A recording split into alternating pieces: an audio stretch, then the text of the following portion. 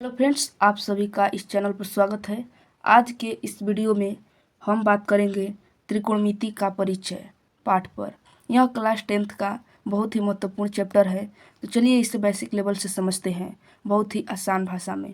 तो चलिए वीडियो को स्टार्ट करते हैं। त्रिकोणमिति, त्रिकोणमिति का मतलब होता है, त्रि मतलब होता है तीन, कोण का मतलब कोण, मिति का मतलब माप, तीन कोणों का माप। इस पूरे चैप्टर में हम त्रिभुज के तीनों कोणों के माप निकालने के बारे में समझेंगे, कैसे त्रिभुज के तीनों कोणों का माप निकाला जाता है। तो चलिए आगे बढ़ते हैं। पहले ये समझते हैं कि त्रिकोणमिति में सभी हम समकोण त्रिभुज पर बात करेंगे। जैसे पहले एक बेसिक बात समझ लेते हैं। मान लीजिए ये त्रिभुज है। अगर हम पूछेंगे कि इस त्रिभुज में कर्ण कौन है, तो कोई कहेगा ये, कोई कहेगा ये या ये, पर इनमें से कोई भी नहीं है। कर्ण इन तीनों में से कोई नहीं है। कर्ण होता है समकोण त्रिभुज में। जैसे ये है समकोण त्रिभुज। समकोण त्रिभुज का मतलब किसी त्रिभुज में एक कोण 90 डिग्री का होता है।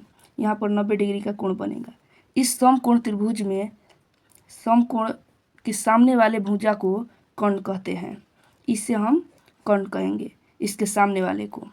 इसमें यदि पूछेंगे कर्ण कौन है, तीन में से कोई भी कर्ण नहीं होगा। या इस त्रिभुज में कहेंगे कर्ण कौन है, तो इसमें भी आप नहीं कह सकते कि ये कर्ण है, क्योंकि मैंने यहाँ पर 90 डिग्री नहीं कहा है। हो सकता है ये 91 डिग्री हो या उससे कम 89 डिग्री हो।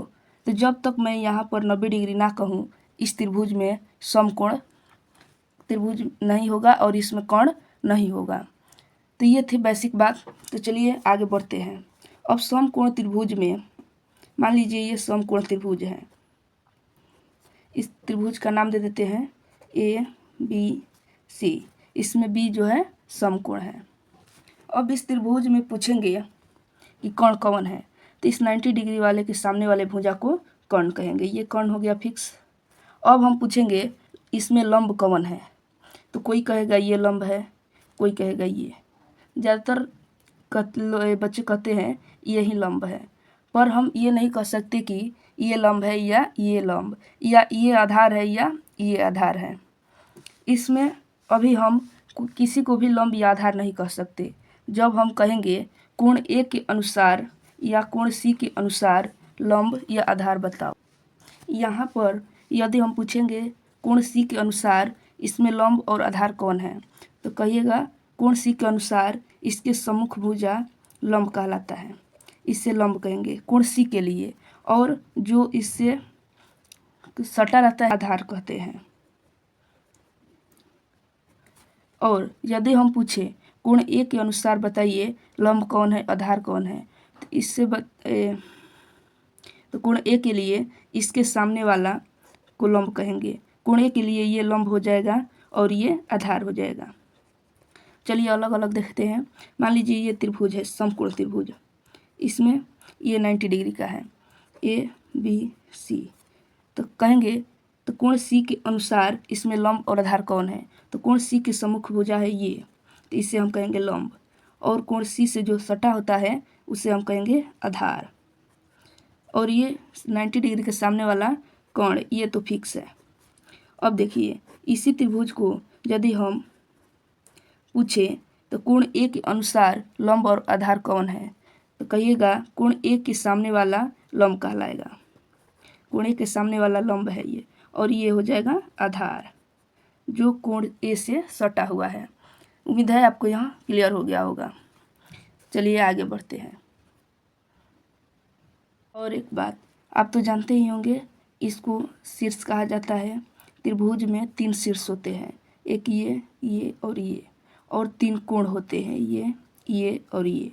कोण का नामकरण कैसे किया जाता है, आइए समझते हैं। मान लीजिए ये त्रिभुज है, कोई भी त्रिभुज है, इसका नाम रख देते हैं पी क्यू आर। अगर हमें इसका नामकरण करना है, तो इस कोण के लिए नाम होगा कोण P Q R. P Q R, ये बीच में कोण होता है, जो बीच वाला होता है वही कोण होता है। या इसे इस तरह भी लिख सकते हैं, RQP, RQP। यदि इसी को हम कहें तो कोण P का नामकरण कैसे होगा? कोण P के लिए लिखेंगे कोण QPR, कोण QPR या कोण RPQ। P जो कोण है ये बीच में रहेगा। इसी प्रकार आप R का नामकरण कमेंट बॉक्स में बताइएगा। अब देखिए, भुजा का तो नाम सिंपल है, इससे भुजा कहते हैं। इस भुजा का नाम होगा PQ या QP, दोनों हो सकता है, PQ कहिए या QP कहिए। ठीक, इसी प्रकार इस भुजा का नाम हो जाएगा QR या RQ। उम्मीद है इतना आपको समझ में आ गया होगा।